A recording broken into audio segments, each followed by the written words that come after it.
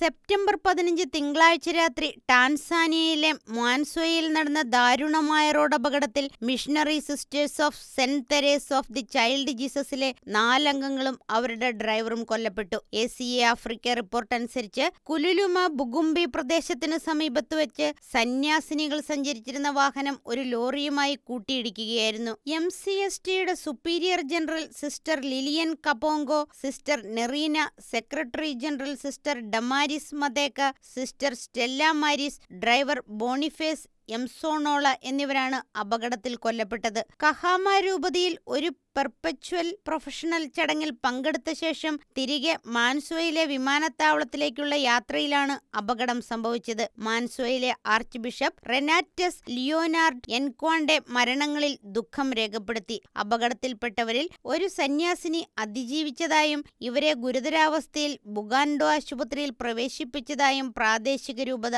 സ്ഥിരീകരിച്ചു. ഗുരുതരാവസ്ഥയിൽ കഴിയുന്ന സന്യാസിനി വേഗത്തിൽ സുഖം പ്രാപിക്കുവാനും അപകടത്തിൽ മരണമടഞ്ഞവർക്ക് നിത്യശാന്തിക്കായും MCST സന്യാസ സമൂഹം പ്രാർത്ഥനകൾ അഭ്യർത്ഥിച്ചു. കഹാമയിലെ സഭാ നേതാക്കൾ അപകടത്തെ കർമ്മലീത്ത സഭയ്ക്ക് മാത്രമല്ല മുഴുവൻ ദൈവജനത്തിനും ഒരു വലിയ നഷ്ടമാണെന്ന് അറിയിച്ചു. ദാറസ്സലാമിലെ archbishop Jude Thaddeus Ruwaichi മരിച്ചവർക്കു വേണ്ടിയും അതിജീവിച്ച ഏക വ്യക്തിയുടെ വീണ്ടെടുപ്പിനു വേണ്ടിയും പ്രാർത്ഥിക്കണമെന്ന് വിശ്വാസികളോട് അഭ്യർത്ഥിച്ചിരിക്കുകയാണ്. International desk, Shekinah news.